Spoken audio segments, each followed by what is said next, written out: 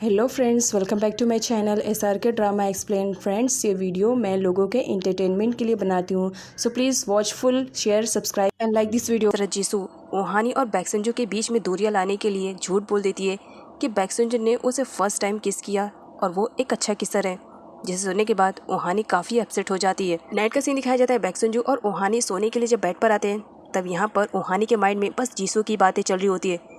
इसी वजह से वो अपना गुस्सा निकालते हुए बैक्संजू को सही से सोने भी नहीं दे रही होती है। तब बैक्संजू ओहानी से कहता है, क्या बात है, कब से नोटिस कर रहा हूँ तुम करवटों पे करवटें बदलते जा रही हो और मुझे कुछ बता भी नहीं रही हो कि क्या हुआ और ना ही मुझे सोने दे रही हो, आखिर बात क्या है। तब ओहानी कहती है, हर बार मैं ही बताऊँ क्या, तुम कुछ भी नहीं बता सकते हो कि तुम्हारे पास्ट में क्या हुआ था। कोई तुम्हें एक अच्छा किस्सा कह रहा है, अब तो बता दो कि क्या हुआ था।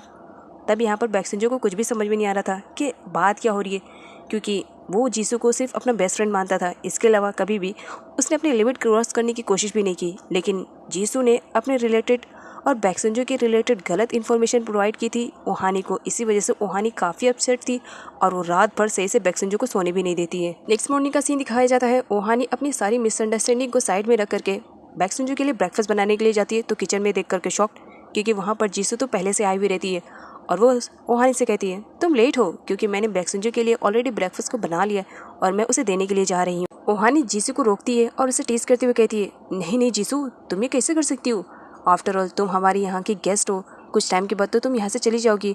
और बात रही बैक्संजू की ब्रेकफास्ट की, तो तुम्हें फिक्र करने की ज़रूरत नहीं, मैं उसकी वाइफ हूँ, मैं उसका ख्याल रख सकती हूँ। लेकिन दोनों के बीच में फाइटिंग होने लगती है कि वो बैक्संजू के लिए ब्रेकफास्ट लेकर के जाएंगे और इस चक्कर में पूरा ब्रेकफास्ट जाता है बैक्संजू के छोटे भाई के ऊपर, जिसे देखने के बाद वो दोनों शॉक्ड में थे। और बैक्संजू का भाई कहता है, मुझे ब्रेकफास्ट तो करना है लेकिन इस तरह से नहीं करना है। जैसे तैसे दोनों की फाइटिंग स्टॉप होती है। नेक्स्ट सीन में ओहानी को दिखाया जाता है, वो अपने रूम के पास जाती है तो अंदर से आवाज़ें आने लगती है। ओहानी भी शॉक में थी कि अंदर मैं नहीं हूँ तो फिर अंदर कौन है। वो डोर ओपन करती है तो अंदर उसके बेड पर जीसू लेटी हुई रहती है और उसके हाथ में उन दोनों की शादी की एल्बम रहती है।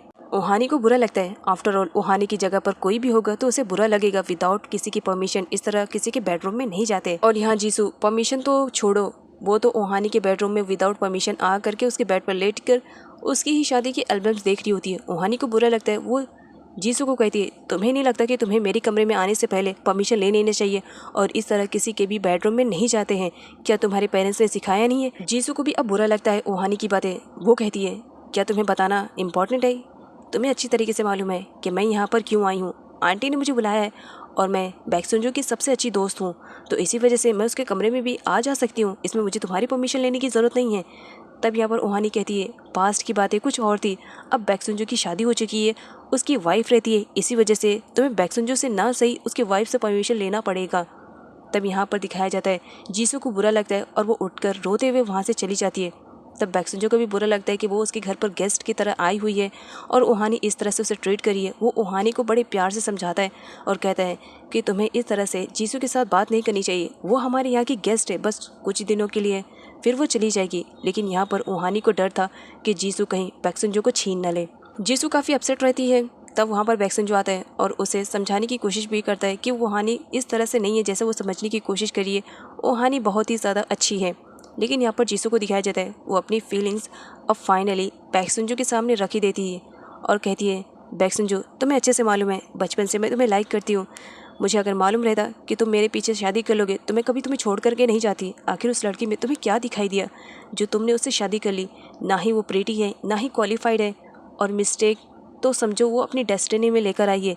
हर काम करने से पहले उसकी कोई ना कोई मिस्टेक्स रहती ही है। तुम मुझे छोड़ क्यों नहीं देते हो बैक्संजू, तुम मेरे पास आ जाओ ना, मैं कब से तुम्हारा वेट कर रही हूँ। बैक्संजू कुछ बोलता है उससे पहले वहाँ पर ओहानी आ जाती है। ओहानी ने सारी बातें सुन ली थी, फिर भी वो हिम्मत बना करके आती है और कहती है, जीसू मुझे नहीं मालूम तुम्हारा पास्ट क्या है, लेकिन मेरा प्रेजेंट इस वक्त बैक्संजू है, ये बात तुम्हें अच्छे से मालूम है, मेरा घर डिस्ट्रॉय मत करो। यहाँ पर ओहानी उससे पूछती है, आखिर एक बात बताओ, तुम बैक्संजू से जब इतना ज़्यादा प्यार करती थी तो उसे छोड़ करके क्यों चली गई जिस वक्त उसे तुम्हारी सबसे ज़्यादा ज़रूरत थी। जिस पर जीसू कहती है, उस वक्त मेरा करियर बहुत ही ज़्यादा इंपॉर्टेंट था, इसी वजह से मैंने अपने करियर को चुना। अब मुझे रियलाइज़ हो रहा है कि मैं बैक्संजू से कितना ज़्यादा प्यार करती हूँ, बस वापस आ गई हूँ अपने बैक्संजू को हासिल करने के लिए। तब ओहानी उससे कहती है, तुम मुझसे पूछो जीसू कि मुझे अपने करियर और बैक्संजू में से अगर किसी एक को चुनना पड़ा तो मैं आंख बंद करके बैक्संजू को चुनना पसंद करूँगी, क्योंकि मेरे लिए बैक्संजू के अलावा कोई चीज़ मायने नहीं रखती है, ना ही मेरा करियर। तुम यकीन नहीं करोगी, मैं बैक्संजू के बगैर एक पल, एक मिनट, एक सेकंड भी नहीं रह सकती हूँ। जब मैं कॉलेज जाती थी, बैक्सुंजो को नहीं देखती थी, तो उस वक्त मेरी क्या सिचुएशन रहती थी ये मैं तुम्हें एक्सप्लेन भी नहीं कर सकती हूँ। प्लीज़ जीसू, मेरा घर बर्बाद मत करो, मैं बैक्सुंजो से बहुत ज़्यादा प्यार करती हूँ, प्लीज़ तुम यहाँ से चली जाओ। जिस पर जीसू ओहानी से कहती है, ओहानी ये तुम्हारी फीलिंग्स है, तुम्हारी तरफ से, बैक्सुंजो की तरफ से नहीं है। बैक्सुंजो सिर्फ मुझे लाइक करता है, तुम्हें नहीं। इसी वजह से तुम्हें नहीं लगता है कि तुम ज़्यादा बोल रही हो। ओहानी को बुरा लगता है क्योंकि बैक्सुंजो उसी के पास खड़ा हुआ था और वो उसकी तरफ से नहीं बोल रहा था। इसी वजह से ओहानी काफ़ी हर्ट होती है कि बैक्सुंजो उसके साथ होकर भी वो उसके सपोर्ट में, उसके फीवर में कोई भी बात नहीं कर रहा है। इसी वजह से वो रोते हुए वहाँ से चली जाती है और बैक्सुंजो उसे रोकने की कोशिश भी नहीं करता है। दोनों लड़कियों को जितना बोलना था, जितना सुनना था एक दूसरे के साथ, उन लोगों ने कह सुन लिया। अब बारी आती है बैक्सुंजो की। बैक्सुंजो जीसू से कहता है, शायद अब मुझे तुम्हें एक्सप्लेन करने की ज़रूरत नहीं है कि मैं ओहानी को क्यों लाइक करता हूँ और एज अ पार्टनर के तौर पे मैंने ओहानी को ही क्यों चुना, क्योंकि ओहानी अपनी खुशियों से ज़्यादा दूसरों की खुशियों का इम्पोर्टेंस रखती है। इसी वजह से मैं ओहानी को लाइक करता हूँ, ना कि तुम्हें। अब ये बात तुम जितनी जल्दी समझ जाओ तुम्हारे लिए बेटर रहेगा। और हाँ, तुम मेरे लिए सिर्फ फ्रेंड रहोगी, इससे आगे मैं तुम्हें कुछ भी नहीं समझता हूँ। ये कहकर वो वहाँ से चला जाता है। जीसू को भी अपने किए पर काफ़ी पछतावा होता है कि पास्ट की बातें कुछ और थी, अब बैक्सुंजो बदल गया है, उसके लाइफ में दूसरी लड़की आ चुकी है। इसी वजह से वो उन दोनों को डिस्टर्ब ना करते हुए वहाँ से चली जाती है। बेचारी ओहानी बैक्सुंजो के खोने के डर से वो काफ़ी डर चुकी थी। इसी वजह से वो हर वक्त बैक्सुंजो के ही पास रहने की कोशिश कर रही थी और बैक्सुंजो ने उसे सपोर्ट नहीं किया। वो काफ़ी अपसेट थी। तब बैक्सुंजो आता है और उसे अपने जैकेट को उड़ाते हुए कहता है, ओहानी तुम रो क्यों रही हो। तब यहाँ पर ओहानी उससे कहती है, बस इसी वजह से, क्योंकि मैं तुमसे बहुत ज़्यादा प्यार करती हूँ और तुम्हें खोने के डर से मैं बहुत ही ज़्यादा डरती हूँ। तब यहाँ पर बैक्सुंजो कहता है, ओहानी तुम मेरी लाइफ में हो, तुम मेरी वाइफ हो, क्या मैं इससे ज़्यादा कोई और सबूत दे सकता हूँ कि मैं तुमसे कितना ज़्यादा प्यार करता हूँ। तो ओहानी बैक्सुंजो से कहती है, तो तुमने जीसू के सामने मुझे सपोर्ट क्यों नहीं किया। तब बैक्सुंजो कहता है, मैं चाहता था कि तुम अपने हस्बैंड के लिए खुद ही फाइट करो, शायद इसी वजह से मैं चुप था, लेकिन अब जो भी है सब सॉर्ट आउट हो गया है और तुम्हें इस तरह से रोने की ज़रूरत नहीं है। मैं बिल्कुल भी बर्दाश्त नहीं कर सकता हूँ कि किसी की वजह से मेरी वाइफ की आंखों में आंसू आए। बैक्सुंजो ओहानी को मनाने की कोशिश कर रहा था, लेकिन ओहानी काफ़ी डरी हुई थी और रोई जा रही होती है, जिसे शांत करने के लिए बैक्सुंजो सडनली ओहानी को किस कर लेता है।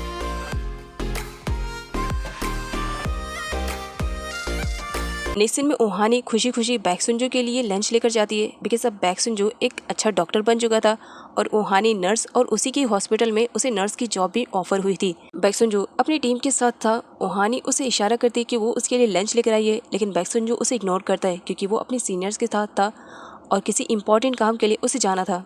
इसी वजह से वो उसे इग्नोर कर देता है, जिस पर ओहानी को काफ़ी बुरा लगता है, लेकिन वो बाद में रियलाइज़ करती है कि बैक्सुंजो अब डॉक्टर बन गया है, उसका शेड्यूल बिजी हो गया है, तो शायद इसी वजह से। नेक्स्ट सीन में दिखाया जाता है ओहानी यहाँ पर अब नर्स की जॉब कर रही होती है। कुछ लड़कियाँ ओहानी के हस्बैंड के रिलेटेड उससे बातें करने लगती हैं। वो उसे टीज करते हुए कहती हैं, ओहानी क्या तुम अपने हस्बैंड को सही से खाना नहीं खिलाती हो, आजकल वो कितना ज़्यादा वीक रहता है और सुनाई में आ रहा है 4-4 5-5 दिन वो घर नहीं जाते क्योंकि उन्हें हॉस्पिटल में बहुत ही ज़्यादा काम रहता है, तो ज़रा अच्छे से खाना खिलाओ वरना उनकी कंडीशन ख़राब हो जाएगी। और अगर तुमसे नहीं हो रहा तो हमें बताओ, हो सकता है हम बैक्सुंजो की कुछ हेल्प कर सके, क्योंकि बैक्सुंजो कितना ज़्यादा हैंडसम है ना। यहाँ पर दिखाया जाता है ओहानी के साथ साथ यहाँ पर कुछ और नर्सें भी काम करती है जो बैक्सुंजो के ऊपर एकदम टोटल लट्टू हैं, ये जानते हुए भी कि बैक्सुंजो मैरिड है। यहाँ पर ओहानी उन लोग का मुंह बंद करते हुए लंच बॉक्स दिखाती है और कहती है, तुम्हें एक्सप्लेन करने की ज़रूरत नहीं है, बैक्सुंजो मेरा हस्बैंड है और मुझे मालूम है कि उसे कौन सी चीज़ कब देनी है, किस वक्त देनी है, जो कि तुम्हें नहीं मालूम। इसी वजह से कुछ भी बोलने से पहले ज़रा सोच समझ करके बोलो कि तुम किसके सामने बोल रही हो। यहाँ पर ओहानी को दिखाया जाता है वो बैक्सुंजो को कैंटीन में ढूंढते हुए चली जाती है ताकि वो उसके साथ लंच कर सके, लेकिन हर जगह ढूंढने के बाद भी बैक्सुंजो उसे नहीं मिलता है। वो काफ़ी अपसेट हो जाती है और वो जाने लगती है। तब वो जब स्टेयर से उतरती है तब उसकी नज़र बैक्सुंजो पर पड़ जाती है। ओह बैक्सुंजो, तो तुम यहाँ पर हो, ये देखो मैं तुम्हारे लिए लंच बना कर लेकर आई थी, हम दोनों साथ में खाएंगे, चलो ना। और ये कहते हुए बहुत तेज़ी से बैक्सुंजो की तरफ बढ़ती है और पैरों में ही फंस करके वो स्टेयर से नीचे गिरने लगती है। तब बैक्सुंजो उसे संभालने की कोशिश करता है और इस बीच दोनों ही बहुत बुरी तरीके से गिर जाते हैं स्टेयर से। यहाँ पर ओहानी तो उठ जाती है, लेकिन बैक्सुंजो नहीं उठ पाता है क्योंकि बैक्सुंजो बेहोश हो चुका था। ओहानी जब उठती है और बैक्सुंजो को उठाने की कोशिश करती है, बैक्सुंजो मजाक मत करो, चलो फ़ौरन लंच करते हैं, मुझे भूख भी लगी है। काफ़ी देर तक उठाने के बाद भी बैक्सुंजो जब कुछ भी मूवमेंट नहीं करता है तब ओहानी डर जाती है, बैक्सुंजो क्या हुआ। अब यहाँ पर ओहानी को रियलाइज़ होता है कि बैक्सुंजो बेहोश हो गया है। वो रोने लगती है, बैक्सुंजो ऐसा नहीं हो सकता है। नेक्स्ट सीन में दिखाया जाता है बैक्सुंजो को हॉस्पिटल में एडमिट किया जा रहा होता है। बैक्सुंजो की कंडीशन काफ़ी ख़राब रहती है क्योंकि अभी तक उसे होश नहीं आया था, लेकिन यहाँ पर ओहानी को दिखाया जाता है वो तो ठीक ठाक थी, लेकिन रो रो करके बैक्सुंजो की यादों में वो अपनी कंडीशन को खुद ही ख़राब कर लेती है, नहीं बैक्संजू, तुम मुझे छोड़ करके इस तरह से नहीं जाते हो, जल्दी से उठ जाओ, मैं तुम्हारे लिए प्रे करूँगी। और नेक्स्ट सीन में दिखाया जाता है बैक्संजू को अभी तक होश नहीं आया हुआ रहता है और ओहानी रोते हुए गॉड से प्रे करती है कि प्लीज़ उसके हस्बैंड को जल्द से जल्द ठीक कर दे। अब यहाँ पर वो प्रे कर ही रही होती है, तभी डॉक्टर की एंट्री हो जाती है। डॉक्टर फटाफट यहाँ पर बैक्संजो को चेक करना स्टार्ट करते हैं। ओहानी आती है और पूछती है कि क्या बात है डॉक्टर, मुझे बताइए ना, अगर कोई ऐसी बात है जो आप मुझसे शेयर नहीं करना चाह रहे हैं तो कोई बात नहीं, लेकिन आपको शेयर करनी ही पड़ेगी क्योंकि मैं बैक्संजो की वाइफ हूँ, मुझे जानने का हक है कि मेरे हस्बैंड को क्या हुआ। तब यहाँ पर डॉक्टर स्माइल करते हुए ओहानी से कहते हैं तुम जितना डर रही हो इतना डरने की ज़रूरत नहीं है क्योंकि बैक्संजो को कुछ हुआ ही नहीं है, बस उसके पैर में थोड़ी सी फ्रैक्चर आई है, वो ठीक हो जाएगा। तब ओहानी कहती है तो फिर बैक्संजो अभी तक होश में क्यों नहीं आया। डॉक्टर स्माइल करते हुए उसे होश तब आएगा जब वो उठकर बैठेगा। तब यहाँ पर डॉक्टर क्लियर कहते हैं कि बैक्संजो काफ़ी टाइम से यहाँ पर काम कर रहे, 2-2 3-3 दिन तक उसे जागना पड़ता है और इसी वजह से उसकी नींद कंप्लीट नहीं हुई है, इस वक्त वो सो रहा है, तो इसी वजह से परेशान होने की ज़रूरत नहीं है। ओहानी थोड़ा रिलैक्स फील करती है, ओह अच्छा तो मेरे बैक्संजो को नींद आई है, वो सो रहे हैं। बैक्संजो उठ जाता है, ओहानी तुम इतना ज़्यादा क्यों चिल्ला रही हो, एटलीस्ट मुझे थोड़ा टाइम तो सोने दो। तब ओहानी खुश हो जाती है कि बैक्संजो को होश आ गया। ओ बैक्संजो तुम होश में आ गए, तुम्हें मालूम है मैं तुम्हारे लिए कितना ज़्यादा परेशान हो रही थी। नेक्स्ट सीन में दिखाया जाता है यहाँ पर आपस में नर्स से बात कर रही होती है कि बैक्संजो हॉस्पिटल में एडमिट हुआ है, उसके पैर में फ्रैक्चर आई है। तब यहाँ पर वो लोग आपस में डिस्कशन कर रहे होते हैं कि वो बैक्संजो का ख्याल रखने के लिए खुद उसकी नर्स बन करके जाएंगे। अभी उन लोगों की बातें हो रही होती है, तभी वहाँ पर ओहानी की एंट्री हो जाती है जो स्माइल करती हुए कहती है नहीं नहीं तुम दोनों को इतना परेशान होने की कोई ज़रूरत नहीं है, मेरे हस्बैंड की रिस्पॉन्सिबिलिटी मैं उठा लूँगी और वैसे भी मैंने अपने सीनियर से बात कर ली है, उन्होंने मुझे अलाउ कर दिया है कि मैं बैक्संजो का खुद ही ख्याल रखूँगी, तो इसी वजह से तुम लोग अपनी जॉब करो, बाकी मैं मेरे हस्बैंड की जॉब कर लूँगी एज अ वाइफ के तौर पे, और मेरे हस्बैंड से दूर रहो। नेक्स्ट सीन में दिखाया जाता है यहाँ पर ओहानी आती है बैक्संजो के पास। अब बैक्संजो रिलैक्स होकर के बैठा हुआ था, वो ओहानी से कहते हैं तुम यहाँ क्या कर रही हो। वो कुछ बोले बिना ही उसके मुंह में थर्मामीटर डाल देती है कहते हुए मैं तुम्हारे यहाँ पर बुखार चेक करने के लिए आई हूँ। और ऐसा करते करते बार बार ओहानी बैक्संजो के पास आती, कभी उसकी मेडिसिन लेकर के, कभी उसकी केयरिंग करने के लिए, कभी उसके बम पे इंजेक्शन लगाने के लिए। अब बैक्संजो कहता है अब क्या हो गया, अब क्या बात करनी है जो तुम फिर आ गई हो। तो ओहानी कहती है बैक्संजो मुझे तुम्हें मेडिसिन खिलानी है और इसके लिए पहले तुम्हें एक फूड खाना पड़ेगा, तो ये अपने हाथों से बना कर लेकर आई हूँ, फटाफट से खाओ। तब यहाँ पर बैक्संजो कहता है तुम्हें इतने परेशान होने की ज़रूरत नहीं है ओहानी, मैं खुद से खा लूँगा। ओहानी कहती है नहीं मैं ही खिलाऊंगी और स्पून से ज़बरदस्ती बैक्संजो को खाना खिलाने लगती है। बैक्संजो को उस वक्त काफ़ी अच्छा लगता है कि उसकी वाइफ उसकी कितनी ज़्यादा केयरिंग कर रही है। वो उसके हाथों से खाता है लेकिन बाद में इग्नोर करते हुए कहता है ओहानी मैं कोई छोटा बच्चा नहीं हूँ, मैं खुद के हाथों से खा सकता हूँ, तो इसी वजह से तुम्हें परेशान होने की ज़रूरत नहीं है। लेकिन ओहानी माने तब ना, नहीं बैक्संजो मैं तुम्हें खिला कर ही रहूँगी और पूरा लंच तुम्हें फिनिश करना पड़ेगा। बैक्संजो मेडिसिन खा करके जब रिलैक्स कर रहा होता है तब ओहानी चुपके से जाती है और डोर को बंद कर देती है ताकि कोई भी बैक्संजो को डिस्टर्ब ना करने पाए। तब वहाँ पर बैक्संजो के सीनियर पहुँच जाते हैं और वो बैक्संजो के लिए भर भर करके काम लेकर आए हुए रहते हैं, लेकिन ओहानी उन्हें अंदर जाने दे। तब ना ओहानी कहती है नहीं सर अभी मत जाइए ना, बैक्संजो की कंडीशन बहुत ही ज़्यादा ख़राब है और वो इस वक्त काम करने की कंडीशन में नहीं है। तब सीनियर कहते हैं बैक्संजो के पैर में सिर्फ थोड़ी सी मोच आई है, उसके हाथ तो सही सलामत है ना, तो काम हाथों से करना है। लेकिन यहाँ पर ओहानी ज़बरदस्ती सारा काम अपने ऊपर ले लेती है। ओके सर अगर आप चाहते हैं बैक्संजो करे तो ठीक है, जब बैक्संजो सो करके उठेगा तब मैं ये सब कुछ दे दूँगी। लेकिन नेक्स्ट दिन में दिखाया जाता है ओहानी वो सारे काम खुद लेकर के बैठ जाती है। ओहानी की लाइफ में एक चीज़ तो कभी उसका पीछा नहीं छोड़ने वाली है कि वो जो भी काम करती है उसमें कुछ ना कुछ तो उसकी मिस्टेक्स होती है, तो अब उसकी क्या मिस्टेक होगी ये तो आगे की वीडियो में मालूम पड़ेगा ना, तो इसके लिए नेक्स्ट पार्ट देखना मत भूलिएगा। And by the way thanks for watching.